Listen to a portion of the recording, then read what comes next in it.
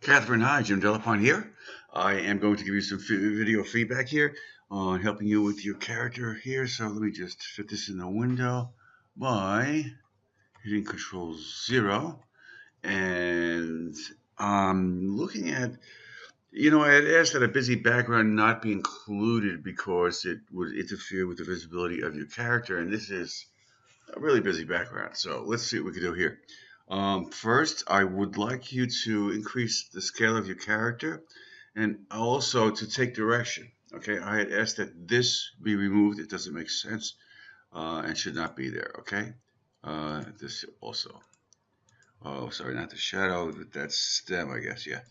All right. So now you're going to work with this. So what I want you to do is scale this character up, and you do that by selecting the hat layer and then scrolling down until you get to the and shift click layer 7.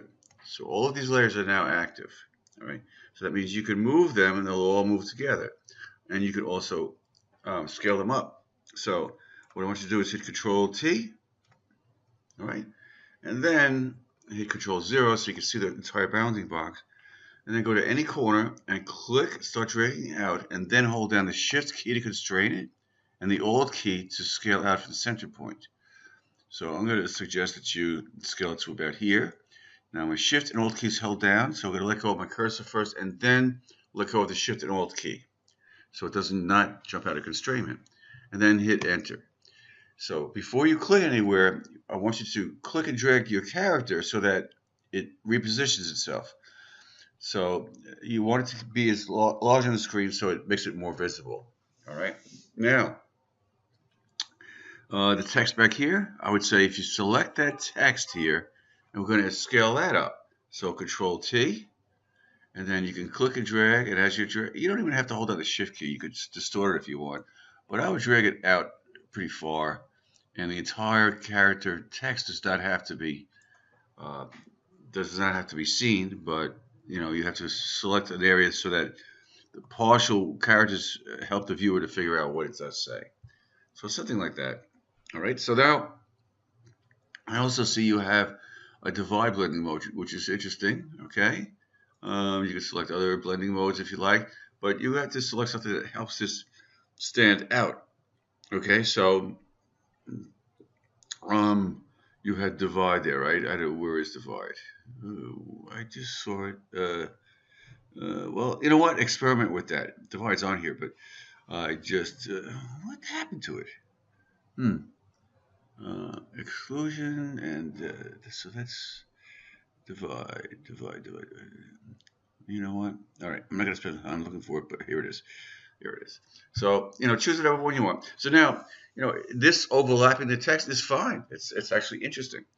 Now you want this to look like it's in this field of flowers. So what happened there to the text? Oh, subtract. So just experiment with the blending modes and all that, just like we did in the first lesson from the book. All right, so now you want this to look like it's walking through the flowers. So here's what you're going to do. You're going to select, for example, this leg here. All right, this actually should be a little bit to the right, so I'm going to use my right arrow key. All right, so it's in a little bit. So now you're going to select the layer mask for that leg, go to the paintbrush and make sure black is your foreground color. Make sure you're at 100% hardness, okay?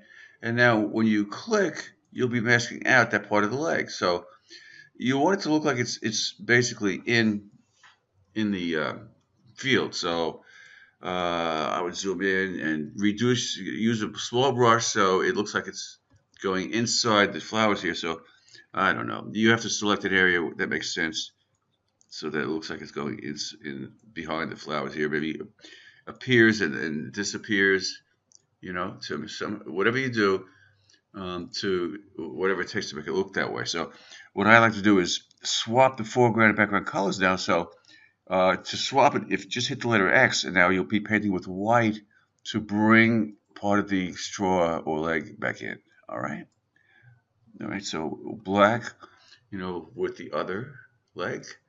So we'll select that. We'll click on that with the move tool. So that's layer 1. select the layer mask, go into my paintbrush, and mask out part of that so that it looks like it's going behind part of that. You know, it appearing and disappearing as it gets down here will make it a bit more believable. Okay. All right. So this way it looks like it's in the field. All right. The field background is a little dark, so let's go to. Let's see. You do have. What you don't have is a clipping mask. All right. For any of these. All right, so an adjustment layer that is a clipping mask, and also a saved selection that's saved as a channel. So make sure you do that. I'm going to give you instructions on how to do that in my comments. And so for the background, I would tell you to simply select Control L for levels. So now it's selecting the background layer, and we're going to make an adjustment based on this. So we want to bring more highlights in. This is really dark. So we're going to go to the highlight slider and drag that to the left. So notice what's happening here. Okay, so there's a big difference here between this and that. You know, here. And you could also work with the shadows too if you want. Click that, drag that to the left. See what looks good. All right. So, yeah. And that's about it. I'm not saying he's in the perfect position. Also note that you can't see this arm. All right, based on the background. So that's one reason that having a busy background is a problem. So let's do this. So you see this arm here? All right, I'm going to click this. So it's on this layer here.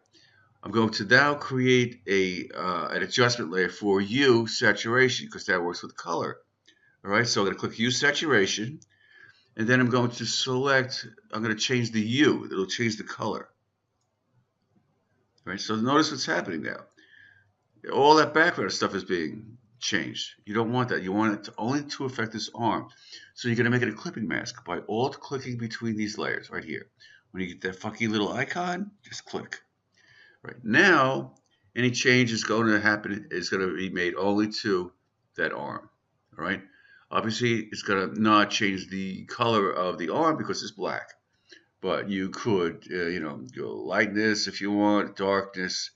But you know, you want it to stand out against these red flowers. So something like that might work. All right. So make those adjustments and all be good. This is kind of a unique one. So just make sure actually that I want this leg to go behind the straw.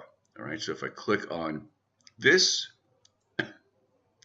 here, when I select the layer mask, I can go in with my paintbrush and carefully, well, just mask that out. So now it appears like it goes behind the leg. This purple straw, okay? Okay. All right. Hope that helped. Bye.